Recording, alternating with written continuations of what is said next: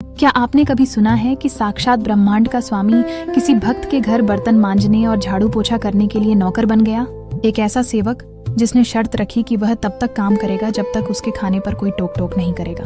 लेकिन जैसे ही भक्त की पत्नी के मुख से उस सेवक के खाने की बुराई निकली, वह सेवक हमेशा के लिए गायब हो गया। आखिर कौन था वह रहस्यमयी बालक अंतर्यामी, और क्यों भगवान को एक भक्त के घर 10-10 किलो आटे की रोटियां खानी पड़ थीं? आज के इस वीडियो में हम जानेंगे महाराष्ट्र के परम संत भक्त त्रिलोचन जी की वह अद्भुत और भावुक कर देने वाली कथा, जिसने सिद्ध कर दिया कि भगवान भक्त के लिए कुछ भी बन सकते हैं। ठाकुर जी को जब सेवक बनना पड़ा, भक्त त्रिलोचन जी की कथा। महाराष्ट्र में भक्त हुए श्री त्रिलोचन जी परम संत सेवी श्री पंडरीनाथ भगवान के चरणों में ही रहते थे। पति पत्नी दोनों निवास करते थे। उनके कोई संतान नहीं थी। इसीलिए उन्होंने जीवन भर क्या नियम अपनाया कि जो भी धन आदि उनके पास था, जो भी वैभव था, उन्होंने वह पंढरपुर आने वाले वैष्णवों की सेवा में खर्च करने का मन बनाया कि यहाँ इतने दर्शनार्थी आते हैं, सबका भोजन प्रसादी सामग्री हमारे घर में बना करेगी। तो श्री त्रिलोचन जी पंढरपुर आने वाले दर्शनार्थियों को घर बुलाकर के प्रेम से भोजन पवाते थे।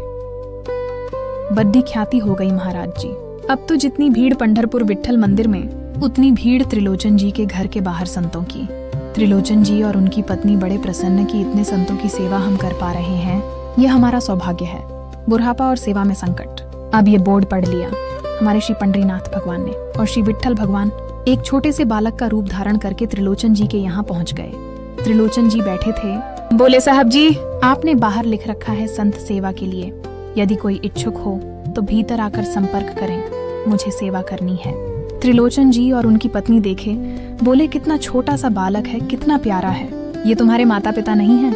बोले होंगे तो पता नहीं, मुझे तो पता नहीं, मैंने कभी देखा नहीं अपने माता पिता को। मैं अकेला ही हूँ, न मेरे कोई भाई हैं, न कोई मेरे मित्र हैं, न मेरे कोई बंधु हैं, न मेरे माता पिता, मैं अकेला ही हूँ। त्रिलोचन जी की पत्नी को तो इतनी दया सी आ गई, अरे राम राम, बेचारा अकेला बालक है।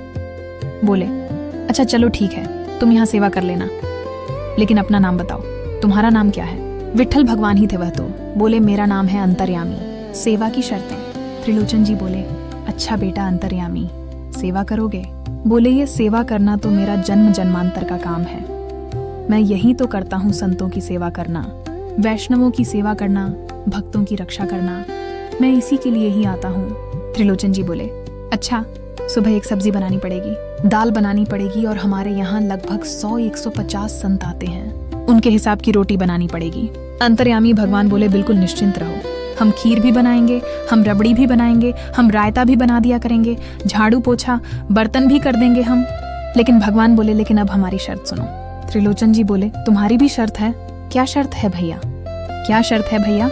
एक पहली शर्त, हम दुनिया को बनाकर खिलाएंगे, लेकिन हमको आपको बनाकर खिलाना पड़ेगा, हम अपने हाथ का बना नहीं पाते।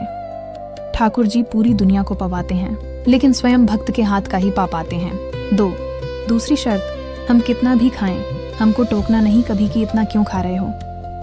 तीसरी शर्त, एक बात और, अगर हमारे सामने कहीं तो अपराध बनेगा ही, किसी और से जा करके यदि आपने कह दिया कि भूत खाता है तो हम उसी दिन अंतर ध्यान हो जाएंगे, उसी दिन आपका घर छोड़कर चले जाएंगे। त्रिलोचन जी बोले हम क्यों कहेंगे भैया, हम तो कभी नहीं कहेंगे, हम दोनों तुमको वचन देते हैं। अद्भुत सेवा और ठाकुर जी का भोजन। अगले दिन महाराज त्रिलोचन जी और पत्नी उठे, देखा तो भीतर ही ठाकुर जी बढ़िया अपनी कमर कस के कढ़ाई में लिए चला रहे हैं। एक हाथ से दाल बना रहे हैं, फिर दौड़ के जाते हैं दूसरी कढ़ाई पर, वहाँ खीर बना रहे हैं। अकेले ठाकुर जी सब बना रहे हैं। संतों की जमात आनी प्रारंभ हुई।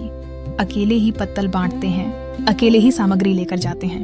त्रिलोचन जी और उनकी पत्नी बड़े प्रसन्न, जय हो विठोवा, तेने तो भैया ऐसा लगे साक्षात तुम ही आ गए हो। संत चले गए, भगवान तुरंत पोछा ले आए, फर्श मार्जन कर दिया, बर्तन मांज दिए और आकर सामने बैठ गए। मैया अब सेवा हमारी तो पूर्ण हो गई, अब हमारी पेट पूजा करो, अब आप लगो रसोई में, हमारे लिए बनाओ। मैया ने सुंदर सब्जी रोटी खीर बनाई। अंतर्यामी भगवान बैठ गए, प्रेम से पाने लगे। पाते जाए महाराज, वो तो खाते जाए। और लाओ मैया, भूख लगी है। 10 की 10 पूड़ी एक बार में छट। मैया आटा मारते मारते थक गई। शाम हो गई। शाम तक ठाकुर जी पाते ही रहे। एक आसन पर अखंड 4 घंटा बैठ करके भोजन किया। नियम टूटना और भगवान का जाना। 1 महीना 1.5 महीना बीत गया।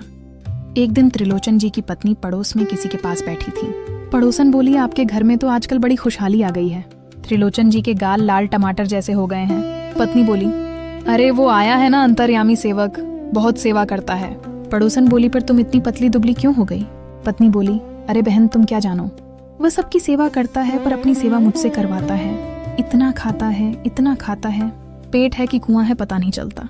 10 किलो आटे की रोटियां खा जाता है। 4 घंटे की समाधि पर बैठता है भोजन के लिए।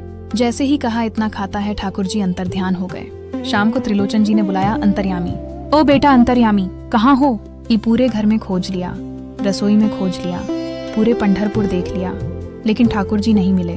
त्रिलोचन जी ने पत्नी से पूछा, देवी तुमने उससे यह तो नहीं कह दिया था कि इतना क्यों खाते हो? पत्नी बोली, नहीं, मैं तो कान पकड़ती हूँ, पर आज एक गलती हो गई। पड़ोसी से बात करते मेरे मुख से निकल गया कि वह बहुत खाता है। त्रिलोचन जी समझ गए हो, इसीलिए चला गया।